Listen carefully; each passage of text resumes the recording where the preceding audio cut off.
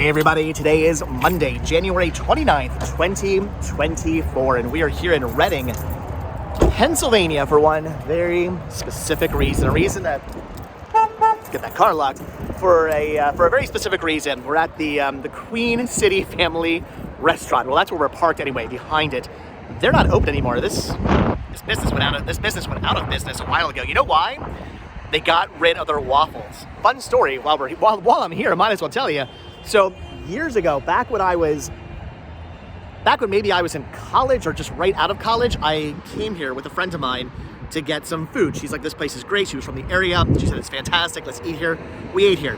I got myself a nice big Belgian waffle. It was delicious. I loved it. Thought, wow, that was a great waffle. I'd come back here again for a waffle. Maybe about a year later, I came back here for a waffle. There was no waffles on the menu. I asked, what happened to your waffles? And the waitress insisted. She's like, I worked here for years. We've never had waffles. They used to have waffles. They got rid of the waffles. And now all of a sudden they're out of business. Coincidence? I think not. Anyway, so again, we are here in Reading, Pennsylvania because there is something I want to check out. Something right down this road that I want to check out. I have driven past this so many times. Just in my lifetime, I have driven past this so many times. If you're heading east on 422, which is right on the other side of this like bank right here, if you're heading east on 422, you've probably seen this off to your right. It's very noticeable. If you're looking out the window, you might see it and think to yourself, what the heck is that? Why is that right there, right next to the highway? And it's something that I've been wanting to check out. I did some research on this. I did a little Googling and found out some pretty it's so cold, by the way. It's 40 degrees out right now. I'm trying so hard not to shiver for you guys during this video. Anyway, found out some pretty interesting information about what it is we're going to take a look at. I'm just trying to figure out how exactly it is I want to get over there. I guess I could just kind of like hop over the berm or maybe head more this way. There's a trail, I believe. If I'm not mistaken. Oh, I do see the trail. All right. I'm gonna walk through some weeds over the berm, I guess. There's no cars coming. Looks safe to cross. Oh my gosh, it is cold. So right here, this is part of the Schuylkill Trail. This will take you, honestly, comments down below. I don't know how far the Schuylkill Trail takes you that way. If you do go east, this trail takes you all the way down to Philadelphia, Pennsylvania. Very, very long walk or bike ride or jog or whatever. It would take you hours and hours and hours to a day. I don't know. It's a long trip. But I don't know how far it goes this direction. Anyway, we're not here for the Schuylkill Trail. We are here for the cemetery. The cemetery that sits right here, right off the highway. So again, you're heading east, like this car, towards Pottstown, Pennsylvania, towards Philadelphia. Look to your right, you'll see this very old cemetery sitting right next to the highway. And this is what we're out here today to see. So this is the Fix Gerber Bitting Cemetery, if I'm saying that correctly. From 200 graves to 51 tombstones. It says the dead have no rights. This right here is what really, really, really drew me to coming out here and actually seeing the cemetery with my own eyes and documenting it. It says, imagine standing here in the early 1800s looking towards Reading across the Schuylkill River. So Reading, Pennsylvania, the city right over there, Schuylkill River right over there as well. Travel was by foot, horse, and buggy or stagecoach. To your left, a wooden covered bridge carried Lancaster Avenue into the city. It was in this era, the cemetery in front of you was established in 1816 by friends and neighbors of John Gerber, an Amish farmer, and Daniel Bitting. In 1873, Gerber's farmland was sold to John Fix, who added his own family cemetery next to Gerber and Bitting's. The cemetery was originally large enough to contain 200 graves, but time has not been kind to the cemetery on the hill. And it tells you all about what has happened to the cemetery over the years. Really, really interesting. Whew. And also really, really cold. So while we're here, I'm just going to read the rest of the sign. So it says the Union Canal needed land. Because of the topography, the Union Canal Company needed flat land from the cemetery to build the canal. This left a thin, steep bank between the cemetery and what became the canal bed. Later, the Reading Railroad's Union Canal branch says then dynamite was stored. The small brick structure in the cemetery was built around 1871, right there, 1871, by the hardware store owner Joseph F. Stitcher, friends of the Bitting family, to safely store dynamite outside the city of Reading. So,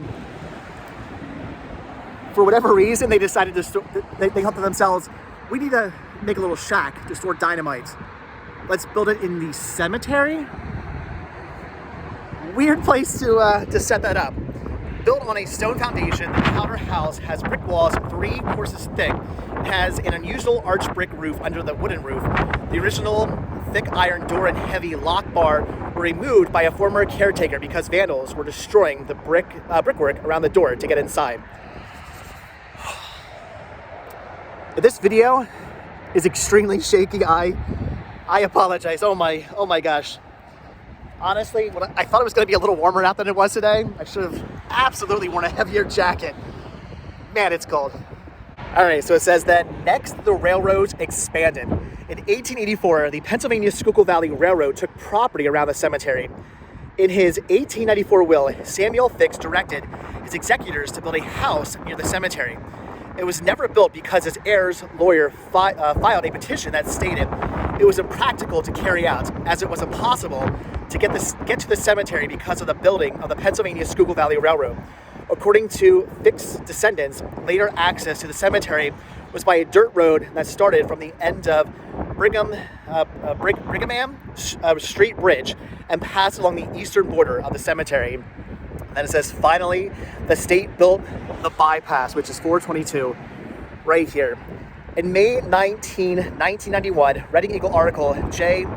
Earl Ruthhart wrote about the history of the cemetery based on information from Michael A. Strauss. In 1963, the state launched a second grab for construction of the West Shore bypass on part of the cemetery. The state got court permission to dig up the remains of Joseph Santi and Marion Murphy, whose names were on tombstones in the northwest parts of the cemetery. Mariam was an infant who died in 1863. Her stone says, nothing is known about Santi. The remains were reburied less than 50 feet from the original grave. So there you go. Very, very interesting. We're gonna walk down now and actually look at the cemetery. You can see there's these old, really old wooden stairs here that I guess are, yeah, they seem safe enough. Wow, I take that back. These are these are the worst stairs in the world.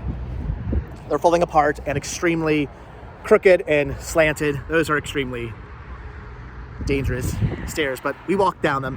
You can see there's American flags here, which makes me assume there must be a grave of a soldier in the cemetery.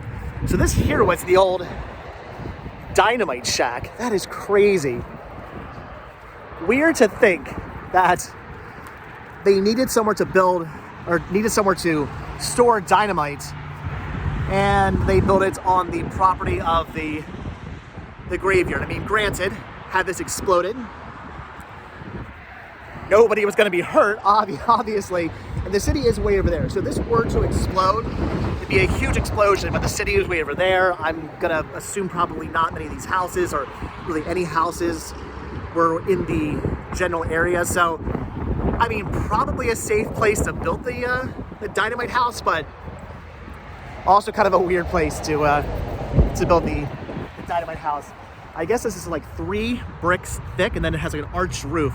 And the reason why they have an arched roof underneath the roof is it kind of like dissipates the explosion. If you're ever in a powder keg or anywhere they stored ammunition or dynamite, you'll always notice the roof is arched. That's because the explosion would kind of dissipate with the curvature of the ceiling. So, all right, this here is the cemetery.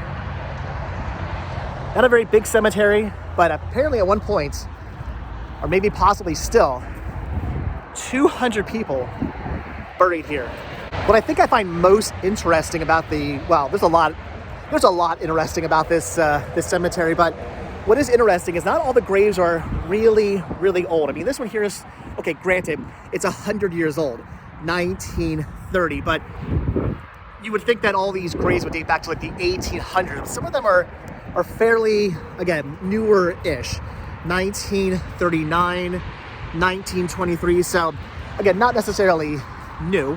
That's 100 years ago, but newer than maybe you would think a cemetery like this would have graves. But look at all these headstones here.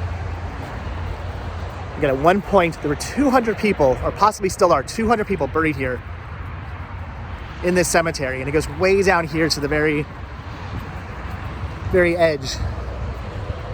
You can see there are some American flags out here. So apparently, I think what I was reading, the cemetery kind of expanded sort of out that way. And there were graves that were over here that when the highway was built, when they built 422, they kind of dug up the area right here and dug up the graves that were right there and reburied them. Where they reburied them, I'm not entirely sure. It says within 50 feet or whatever, or 50 yards of where they once were, but apparently right over here, there were graves. And I was also reading online that because there were so many graves here, that there's a good chance that some of them are actually underneath the highway, or so it's said. I mean, that's possibly just a rumor, possibly just a wise tale. It might not actually be the case where there actually are graves underneath the cemetery, but from what I was reading, there's a possibility of there actually being bodies still underneath the highway. So anytime you're heading eastbound on 422 through Reading, Pennsylvania, just remember, you might actually be driving over top of human remains. So I'm assuming this area right here is a family plot, maybe for the Palm family, this being George W. Palm, who I'm guessing was a soldier in some war. There's no actual marker to show what war he fought in, but George W. Palm. So I'm going to assume this was again, a family plot, maybe for the Palm family. And then you can see back here, the cemetery continues. There's another headstone right here. I don't know who this is. You can't actually read anything on that. And then the wall extends further, and back here are those, oh my gosh, I think those are headstones back there. Those are absolutely headstones that are all piled up back there. Can you see all of these? All of those are headstones. That is crazy. I was not expecting that at all. So clearly there are more bodies around here somewhere, or underneath us, or again underneath the highway, or back there, because those are headstones just piled up. That is nuts. I'm tempted to walk back here, but I think there's a homeless shelter back there.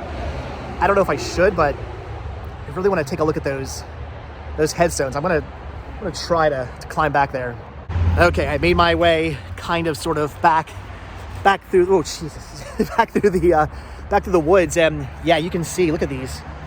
Those are all headstones that have been broken and just kind of tossed back here. This being Esther Robinson, wife of John Robinson. Yeah, all of these. I mean, it's a pile of headstones. That is what this is. Just one big pile of headstones. So I don't know if we're walking over top of graves right now, or if these were, oh wow, they just continue. Look at that. So again, I don't know if these headstones were once where the highway now is, or what. But again, I was not expecting any of this. Mother Mary Alivan, 1922. There's the maybe homeless shelter back there. You got somebody was or is living back there, but look at this.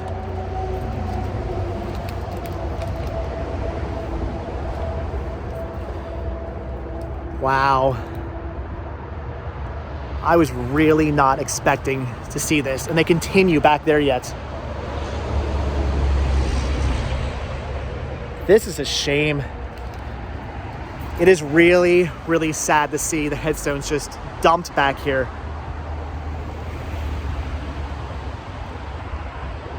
I was not expecting to find this. Look at this one. It's all done, kind of looks like brick.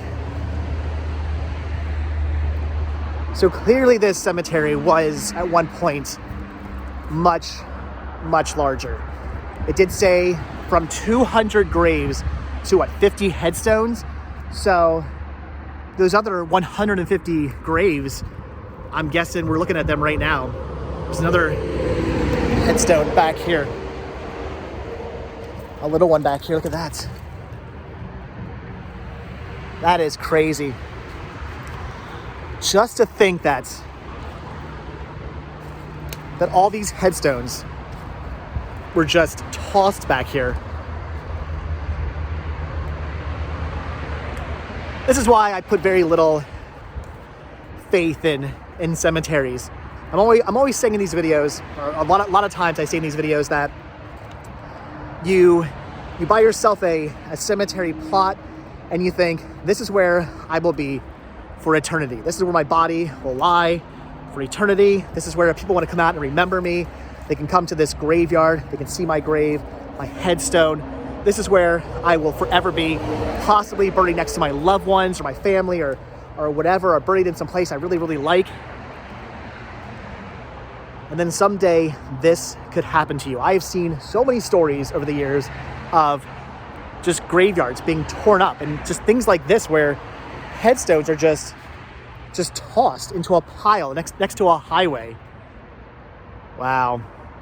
Really, really unexpected. So you never know.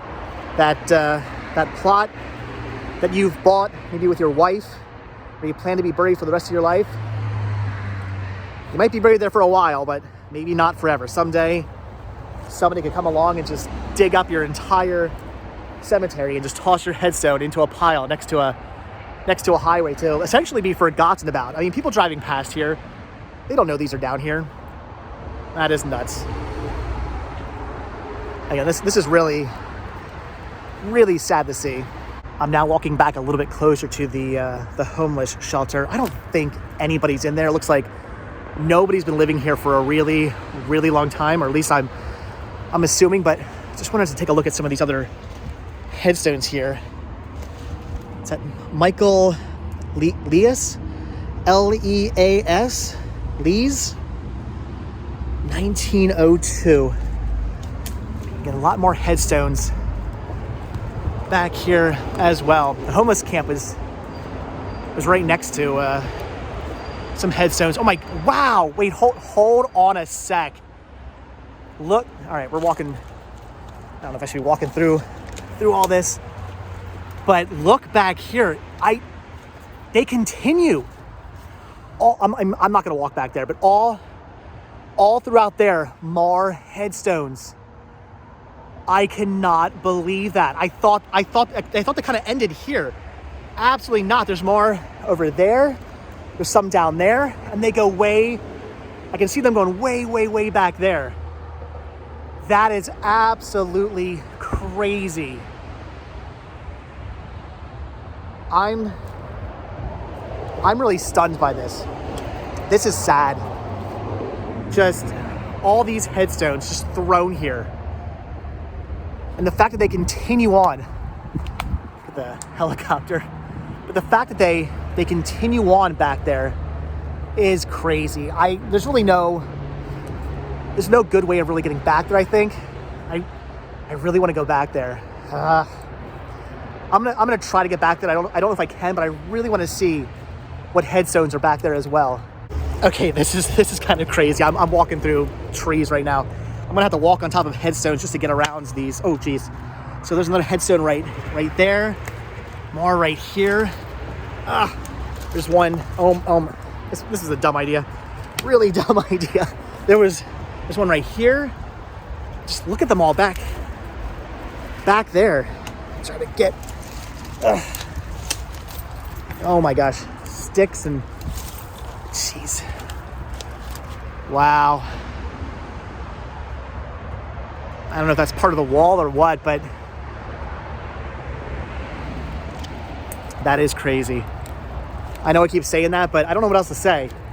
The fact that they would just take these headstones and just dig them up, throw them all back here into a pile to just be forgotten about. This one here was, let's see, Charles H. Weitzel. Ow. Charles H. Yeah. Weitzel? I have no idea. 1821. Yeah, crazy and just really, really sad to see this. I'm glad I walked back here, but I don't know how I'm gonna even get back. It's just so overgrown. I'm also hoping that whoever lived in this little homeless shelter here, I hope they, oh my gosh, I hope they found better accommodations. Maybe that's why they're not here anymore. Wow. So, yeah, somebody at one point was living here amongst the discarded tombstones.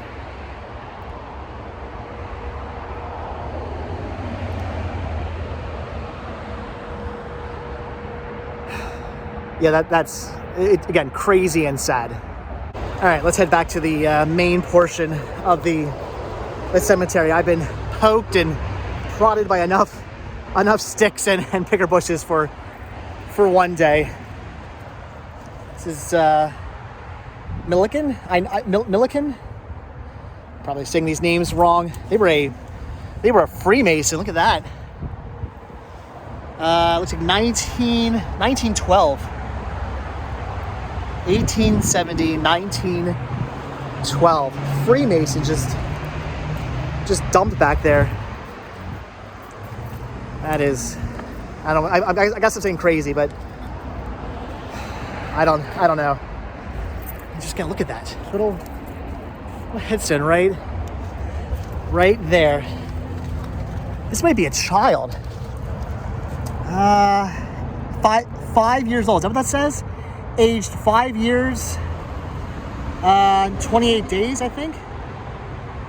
1883. That is the grave of a child, right there, a 5-year-old. That was once buried out here. I mean, probably, I would assume still is buried out here. That scared me. Anyway. A child once buried out here, probably still maybe buried somewhere out here, somewhere on these grounds, but who knows where. Just discarded, their tombstone thrown into a pile of tombstones. And I mean, that child has been forgotten about. I mean, I'm always saying with these videos, I like coming out to cemeteries and reading the names of graves and walking amongst the graves and just remembering these people, paying my respects to all the people who are buried in a cemetery, because I feel that's the right thing to do, to remember those who were once living on the earth like you and I. It's good to come out to cemeteries, in my opinion. It's good to pay your respects. It's good to read the names. It's good to remember these people. But when your headstone is just thrown into a pile of headstones, you can see how big this mound is. I mean, that's just a pile of headstones. When your headstone's thrown into a pile of headstones, you're kind of forgotten about. Nobody can come out here and read your headstone. That is a shame. It's just disrespectful. Like, look, we need highways, we needed canals, we needed railroads, but at what cost? At the cost of digging up a cemetery. Trying to get over this stick here at this tree. At the cost of tearing up a cemetery. Ow! Oh my gosh! Okay, no more climbing through the woods. Ow! Jeez. Anyway, at what cost? At the cost of digging up a cemetery and throwing all the headstones into a big pile of headstones. So I guess at one point, the cemetery either extended kind of more in this direction, where they had to dig it up due to the highway, or it extended way back that way. So see, the wall kind of goes that way. So the cemetery was kind of on a, if you're looking at this road and this road, they kind of come to like a point. The cemetery went more that way. So I'm assuming this whole section here of the highway was built over top of the cemetery, which, again, according to what I was reading, some accounts say that they did not remove all the graves, that there are still some graves underneath the highway, which I wouldn't be surprised. I mean, let's face it, if whoever was in charge of building the highway or whatever, if they had enough, I don't know what I'm looking for, if they were just awful enough to throw all the headstones into a giant pile, to say, heck with it, heck with who's buried here, heck with remembering anybody, just take all the headstones, toss them into a pile next to the highway we just built. If they were just awful enough to do something like that, do you really think they took the time to dig up the graves? My money would be on probably not. There is a flag here, unfortunately, laying on the ground. I would like to put it with the headstone that it goes with, but I'm not sure if it's this one, Williams, in memory of William S., son of Daniel D. Does that say Emil Line Murphy? Is that what that says? I think it says 1875. So I'm not sure if this is who this flag goes to. Oh wait, you know what? It is. You can see right here. There's the PVC pipe. So this, there you go. Hold on, let me put that back in there. So that flag goes with that grave. We'll put that back there. Yeah, some of these are quite old. There's another headstone just kind of thrown up against the tree. I'm guessing this is another plot here. This is probably the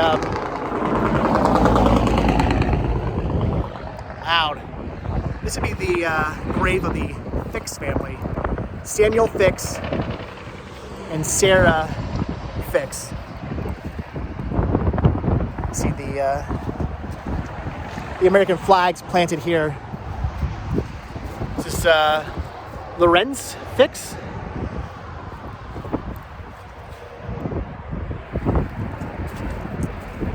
Really, yeah, just really weird. Again, more Fix. So yeah, this is the Fix plot that they were talking about. I'm not even sure what to say. Just, I don't know. Just the fact that they would do something like that, it really bugs me. As somebody who loves coming out to cemeteries, again, paying my respects to those buried in a cemetery, to see something so just disrespectful, it actually really, it angers me. So I'm going to assume one of the Fix family members were a soldier as well. I'm going to try to fix this flag. Oh, that will not go in there. There we go. There we go. Looking better. So I'm not sure which member here of the Fix family was in the military. Maybe a couple of them were. I don't know.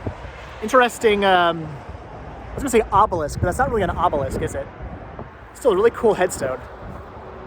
Thankfully, this one wasn't dug up. Thankfully, this one remains. It does make you wonder, though. You think someday they'll expand the highway, maybe put in another lane, and if they do, they'll clearly have to dig all this up as well. And I mean, since they've already done that once would they do it again? I would hope maybe the second time around, people would really cause a stink and say, hey, you've already done enough damage. You've already disrespected these people.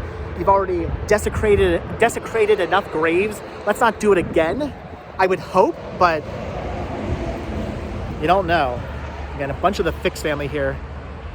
Walter Hart, which I'm guessing was a relative of the Fix family. Husband and wife buried right here, right next to the highway.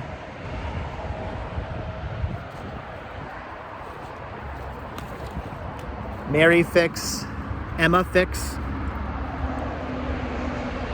daughter.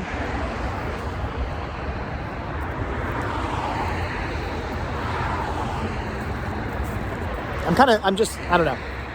I'm kind of speechless. Just the weird, I mean, as the sign said, the dead have no rights. I would disagree with that, but not everybody does, unfortunately. These headstones here are kind of interesting with the, I don't know what that is, a dove flying on it. This is David Miller and Amanda Fix, who is the wife of David Miller. 1904, I think it says, and 1888, I believe that one says there. There's also some smaller ones down here as well. So to think that at one point, this graveyard was probably about at least double, if not triple, the size that it is now. The fact that it expanded way back there before the highway was built. This is all that's left. All that remains are just these 50 headstones. 200 people at one time buried here. Again, possibly still are buried here, or unfortunately, possibly underneath the highway. Now only 50 headstones are still intact. The rest of them just thrown into a pile back there. That is crazy. I'm glad we got to come out here. I'm glad we got to see this. I'm glad I actually decided to walk back there. And I'm glad I found those headstones back there in the woods. That is really interesting, but also really sad. And I'm glad at least we got to read a few of the names back there. We got to see a few of those headstones. A few of them are legible. We could actually read them and see who was buried out here or who still is buried out here. I'm glad we got to see those at least and remember some of the people who are unfortunately to this day basically being forgotten about. But all right, guys, I think I'm gonna wrap the video up because I can't feel my hand right now, and I'm really cold. But this was an interesting journey. I've been wanting to come out here, see the cemetery for a really long time. Finally getting to do it today. This turned out to be more interesting than I had anticipated. Reading online about this the cemetery, I thought, wow, that's a very interesting story. I want to come out here. I want to see this. I want to document the cemetery. But now that I'm actually out here, it's just so much more interesting. We found so much more history here, which is why I always say reading about history is great. Read about history. Find out about history. Always do that. That's a great thing to do. I read about history all the time. There's many places I will unfortunately probably never get to visit, so I read about those places. But if you have the chance, the opportunity to actually get out somewhere and to see that place, that thing, that piece of history, if you're able to actually get out and see that bit of history with your own eyes, do it. Because as great as reading about it is, seeing it is always so much better. And you might come across some interesting things like a pile of tombstones behind the cemetery. That was in none of the reading that I done. Any research I did on this cemetery, there was no information about headstones buried or piled behind the cemetery. So, like I said, reading's great, but seeing with your own eyes usually tends to be a little better.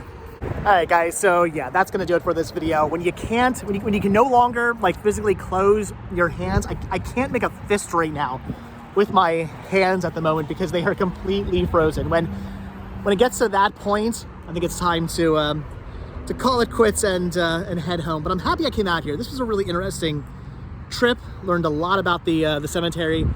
This was again, reading about this was interesting, but getting out here to see this with my own eyes was was really interesting. There was so much more history I did not know about. And the fact that there's all those headstones just piled up back there behind the cemetery is pretty crazy to think about. So again, the Fix Gerber Bitting, if I'm saying that right, cemetery. The dead have no rights. Right here next to Highway 422. Again, if you're heading east towards Pottstown, Philadelphia, look out of your right window and you'll see the cemetery off to the side. Or if you're actually walking or biking the Schuylkill Trail, it's right here. Pretty crazy, guys. All right, so if you've ever been out here, leave your comments down below. If you're like me and you think that what we saw here today was one of the most messed up things you've ever seen, the pile of headstones back there is just awful and horrible. Also leave your comments down below because I am disgusted kind of by, I'm intrigued, I'm interested, I love history, but sometimes history kind of disgusts you. And today, I'm ever so slightly disgusted by what I see. Every time I drive on 422, which I do all the time, I will never look at it the same way. I'll always think about, oh, this is the road that dug up a bunch of graves and discarded the headstones in a pile next to the highway. That's what I'll always think of 422 as now. The highway of desecration. I don't know. Awful. Anyway, so if you've been out here, leave your comments down below. But again, I can't make a fist. I can't feel my hands. I am frozen. It is so cold. I'm going to end this video. So, as always, guys, thank you so much for checking out this video. Be sure to hit the like button, hit the subscribe button, check down below for links to Patreon. If you guys do become a patron, I will send you a postcard every single month from the road. Also check down below for a link to Spreadshirt where you can grab yourself retro rest stop t-shirts. Proceeds both from Spreadshirt and from Patreon do help support the show, and they do keep the show going, so I really do appreciate the help, and I really do appreciate the support. And if you guys watch this video all the way until the very end, hashtag Highway of Desecration. That's what I want you to hashtag. Hashtag Highway of Desecration, because that's what 422 is now to me. All right, guys, again, that's going to do it. So like I said, hit that like button, hit that subscribe button. And if you do hit that subscribe button or you are subscribed, then I'll see you guys in the next video. All right, thanks for watching. I'm getting back in the car, turning the heat on. All right, bye. Quickly, though, before I let you guys completely go, I wanted to just walk down the trail a little bit to see how far back this goes. Right down there is where all the discarded headstones were. Right over there is the remains of the cemetery, and then right down there is where we were crawling through all the brush. You can see the headstones down there. The homeless camp was down there as well. So I don't know how far back at one point this went. Right down there is where the homeless shelter was. And the headstones seem to go back kind of far, way back into here. I'm not sure if they go back any further. I really can't see. Well, there's actually some stone down there. I'm not sure if those are from the headstones or not. I would assume they are. So possibly some more discarded headstones back there. And that might be about it. I don't see, although I really can't see through the brush.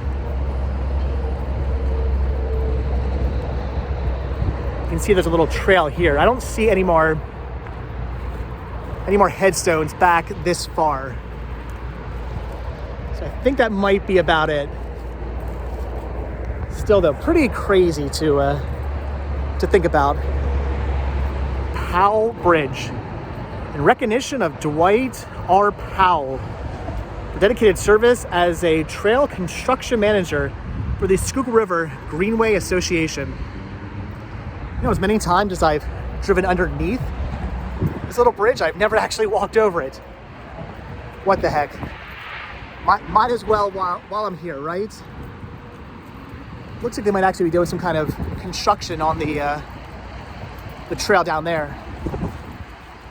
All right, well, I can now say I've walked over the bridge.